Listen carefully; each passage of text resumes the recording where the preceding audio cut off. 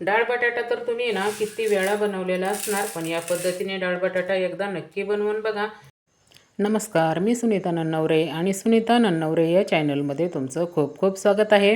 डाळ बटाटा बनवण्यासाठी इथं बघा मी घेतलेलं आहे 50 ग्रॅम हरभरा डाळ आणि 2 बटाटे.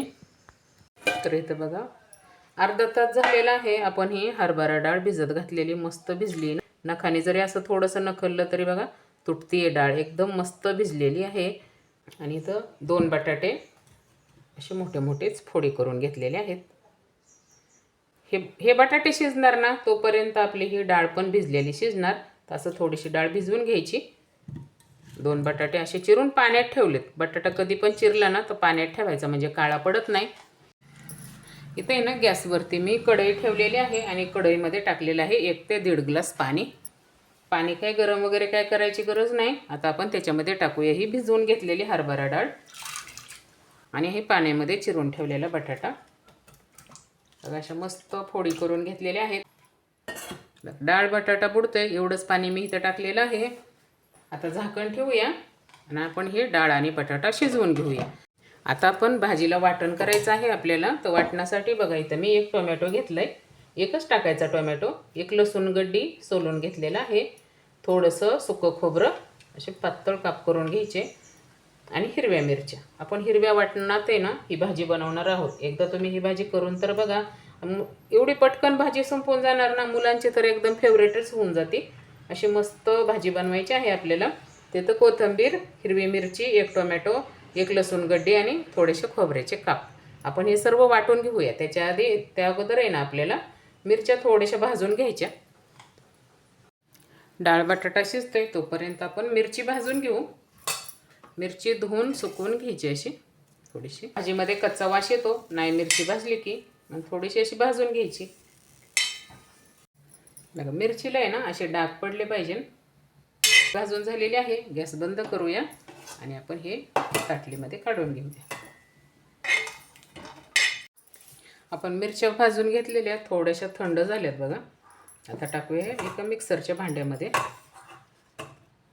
भाजलेली मिरची. थोडीशी अशी भाजूनच घ्यायची मिरची कधी पण, म्हणजे भाजीत आहे ना असा मिरचीचा वास येत नाही. कोथिंबीर थोडीशी, खोबरं, सुकं खोबरं घेतलेलं आहे आणि 1 लसूण गड्डी. आता हे सर्व बारीक वाटून घ्यायचं. बघा आपलं वाटण इथं तयार झालेलं आहे.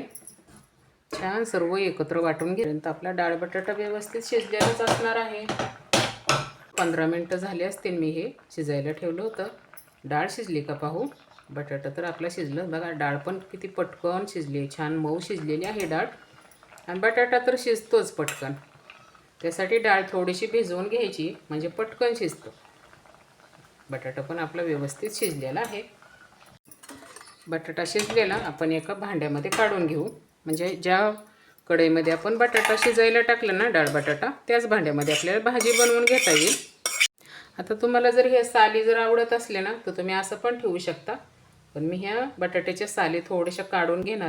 बघा असे थंड झाल्यानंतरच आहे ना बटाट्याच्या साली अशा काढून घ्यायच्या. पटकन भाजी बनवून घेऊया. झाली की लगेच टाकायचं त्याच्यामध्ये 2 पळी तेल. तेल गरम करून घेऊया. तेल गरम झालं की टाकूया जिरी. 1/2 चमचा जिरी टाकायची छोट्या चमच्याने. टाकूया कढीपत्ता. भाजलेला आहे. आता टाकूया टोमॅटो, हिरवं वाटण टाकायचं. छान परतून घेऊया टाकून सर्व.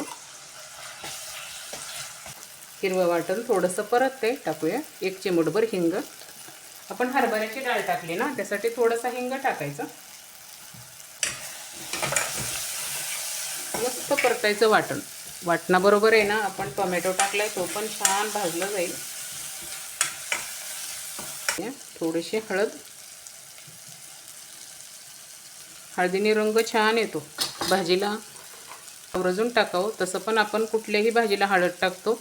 हळदीने आहे ना आपल्याला रक्तवाढीसाठी खूप मदत होते. हळद भाजीला नक्की टाकायची. मिक्स करून घेऊ हळद टाकल्यानंतर.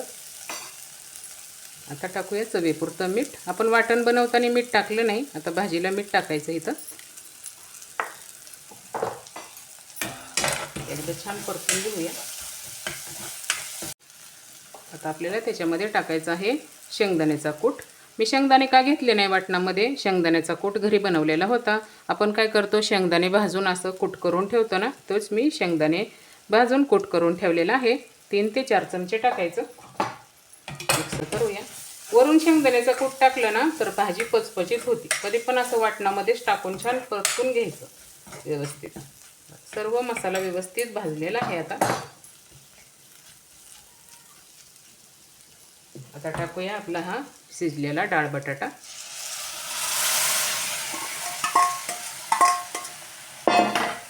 मिक्स करून घेऊ. आणि आता आपल्याला जसं भाजी करायची ना तसं पाणी टाकायचं भाजीला. थोडंसं मिक्सरचं भांडं धुवून पाणी टाकूया. मिक्सरच्या भांड्याला पण लागलेलं वाटण सर्व निघून येतं.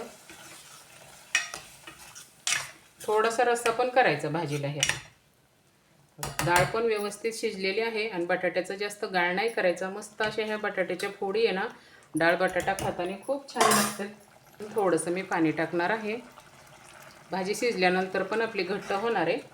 मस्त भाकरीसोबत, भातासोबत. भाकरीसोबत तर आहे ना ज्वारीच्या चुरून खायला ही भाजी एवढी छान चविष्ट लागते ना. या पद्धतीने जर तुम्ही एकदा डाळ बटाटा बनवला ना तर तुमच्या मुलांची तर ही फेवरेट होणार भाजी. माझ्या घरात तर मुलांना असा डाळ बटाटा केलेला खूप आवडतो. डाळ बटाटा करायचा असले की असंच बनवते मी.